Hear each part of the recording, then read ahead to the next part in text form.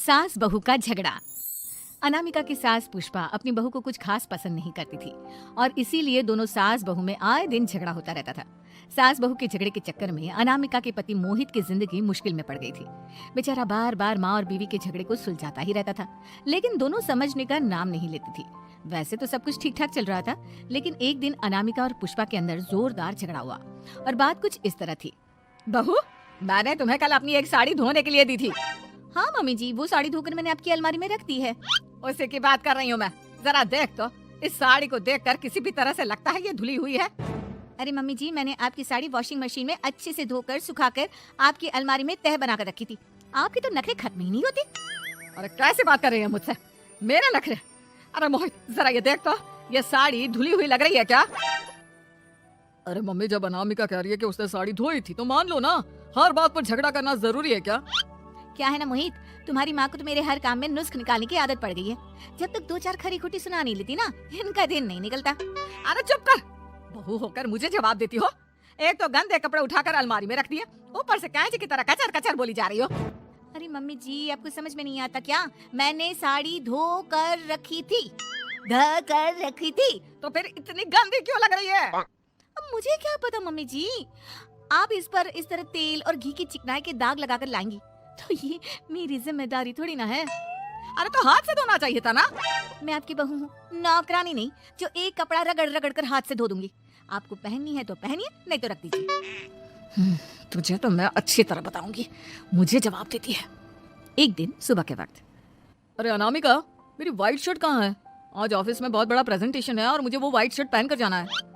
मुझे पता है, आपने मुझे 2 दिन पहले ही बता दिया था और आपकी शर्ट मैंने धोकर अच्छी तरह आयरन करके अलमारी में लगा दी है। जाइए वहां से ले लीजिए। अनामिका, ये तुमने क्या किया? ये देखो, शर्ट पर लिपस्टिक का दाग लगा हुआ है और ये तो एक जगह से जल भी गई है।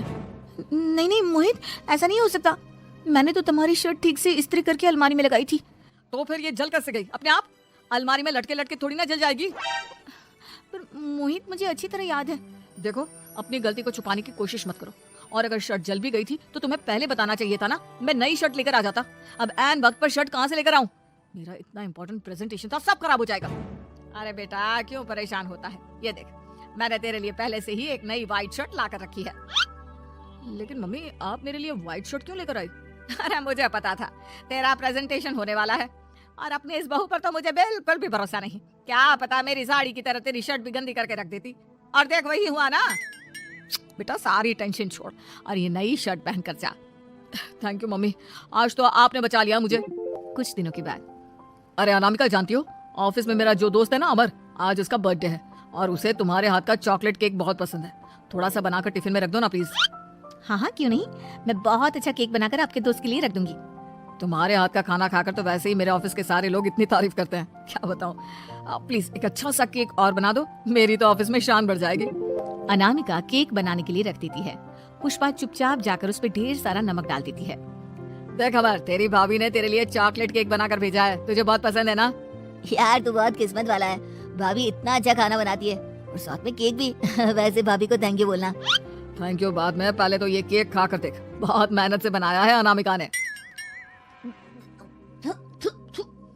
अरे यार, इस केक में तो बहुत सारा नमक है। लगता है भाभी ने शक्कर की जगह खूब सारा नमक डाल दिया है। अरे मोहित, तू तो अपनी बीवी की कुकिंग की बहुत तारीफ करता फिरता है। जरा पूछना अपनी बीवी से, केक में नमक कब से डलने लग गया? क्या यार, तुझे भी मेरा ही जन्मदिन मिला था बिगाड़ने के लिए? केक नहीं लाना था तो मत लाता, कम से कम मुझे इस तरह नमक वाला केक तो नहीं खिलाता। अरे नहीं यार, अनामिका ऐसा नहीं कर सकती, जरूर कुछ गड़बड़ हुई होगी। घर जाने के बाद, अनामिका, अगर तुम्हारा केक बनाने का मन नहीं था तो ना बनाती, लेकिन मेरी बेइज्जती करवाने की क्या जरूरत थी? अरे आपकी बेइज्जती, ये आप क्या कह रहे हैं? मैंने तो सुबह आपको इतने अच्छे तरीके से केक बनाकर दिया था। हाँ, लेकिन उसमें इतना सारा नमक डाल दिया था कि आज ऑफिस में मेरा अच्छा खासा मजाक बना है। मेरे सारे दोस्त हंस रहे थे मुझ पर। अरे बेटा, मैंने तो तुझे पहले ही समझाने की कोशिश की थी। एक नंबर की गैर जिम्मेदार है ये लड़की, कोई काम ठीक से नहीं करती। उस दिन भी गंदी साड़ी रखती थी मेरी अलमारी में और झूठ बोल रही थी। कुछ दिनों के बाद, अनामिका देखो, मैंने अपना लैपटॉप चार्जिंग पर लगाया है, उसे अच्छी तरह चार्ज होने देना। मेरी एक अर्जेंट मीटिंग है, प्लीज बीच में से हटाना मत। हाँ हाँ ठीक है, मैं नहीं हटाऊंगी। पुष्पा चुपचाप से जाकर चार्जिंग का बटन बंद कर देती है। थोड़ी देर बाद, अरे ये लैपटॉप चार्ज क्यों नहीं हुआ? और ये बटन किसने ऑफ कर दिया? अनामिका इधर आओ। क्या हुआ? क्यों चिल्ला रहे इतना?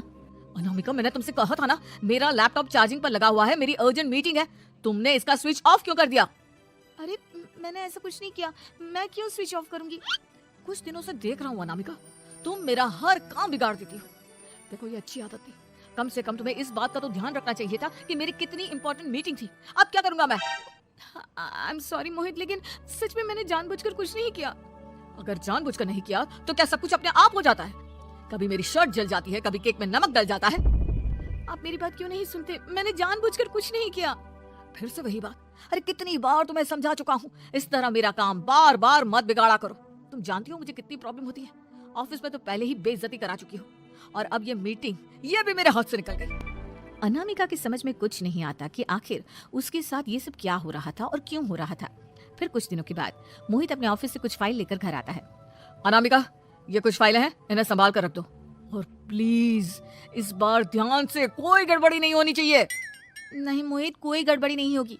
मैं सारी फाइल्स अलमारी में लॉक करके रखूंगी और चाबी अपने पास रखूंगी। अनामिका, जरा अलमारी की चाबी तो देना। क्यों मम्मी जी, आपको क्या काम है? उसमें मोहित की जरूरी फाइल रखी है और मैं नहीं चाहती कि इस बार कोई भी गड़बड़ हो। पता नहीं कुछ दिनों से हर काम खराब हो जाता है। अरे मुझे उसमें से पैसे निकालने हैं, और उसके बाद ले लेना अपनी चाबी। मैं खा नहीं जाऊंगी तुम्हारे पति की फाइल। अनामिका को अपनी सास पर शक होता है। चाबी देने के बाद वो चुपचाप छुपकर अपनी सास की हरकत देखती है। ये फाइलें उठाकर डस्टबिन में डाल देती हूँ, फिर देखना कैसे मोहित इसकी खबर लेगा। इस बार तो छोड़ेगा नहीं इसे। वैसे भी पहले मैंने जो कुछ भी किया है उसकी वजह से अच्छी खासी डांट पड़ी है, मजा आ जाएगा। अच्छा तो ये बात है, सारा काम मम्मी जी बिगाड़ देती हैं, वो भी इसलिए क्योंकि मेरा उनसे झगड़ा हो गया है। सास के जाने के बाद अनामिका मोहित को बुलाकर लाती है। क्या हुआ अनामिका, क्या दिखाना है? ये देखिए, आपकी फाइल डस्टबिन में पड़ी हुई है। इसीलिए तो कहा था संभाल कर रखना, और तुमने उठाकर ये फाइल डस्टबिन में डाल दी। मैंने नहीं, तुम्हारी मम्मी ने डाली है, मुझसे बदला लेने के लिए, ताकि तुम मुझे डांटो। और अगर मैंने डाली होती तो मैं तुम्हें दिखाने के लिए बुलाकर तो नहीं लाती ना। सही कह रही हो, मैं अभी मम्मी से जाकर बात करता हूँ। थोड़ी देर बाद। मम्मी सच सच बताइए, मेरी फाइल अलमारी में से निकालकर डस्टबिन में आपने डाली थी ना? अरे अपनी माँ पर इल्जाम लगाता है, शर्म नहीं आती तुझे? मैं इल्जाम नहीं लगा रहा हूँ मम्मी, जो सच है वही पूछ रहा हूँ। अब जल्दी से बताइए आपने ऐसा क्यों किया? अरे तो क्या करती, तेरी बीवी मुझसे झगड़ा करती है, उल्टे सीधे जवाब देती है, मुझे उससे बदला लेना था। अरे मम्मी, लेकिन आप दोनों के झगड़े के चक्कर में मेरा कितना नुकसान हुआ है, ये कभी सोचा आपने? मम्मी जी, अगर आपका बदला पूरा हो गया हो तो आइंदा ऐसी कोई हरकत मत करना, क्योंकि अब आपकी सच्चाई हमारे सामने आ चुकी है। यह तो वक्त ही बताएगा मैं क्या करूंगी और क्या नहीं। मम्मी जी, कहा ना आप ऐसा कुछ नहीं करेंगी। अरे मेरी जो मर्जी आएगी वो मैं करूंगी। मेरा सर घूम रहा है, सास बहू के झगड़े में मेरी जिंदगी का तो कचरा हो गया है, कचरा।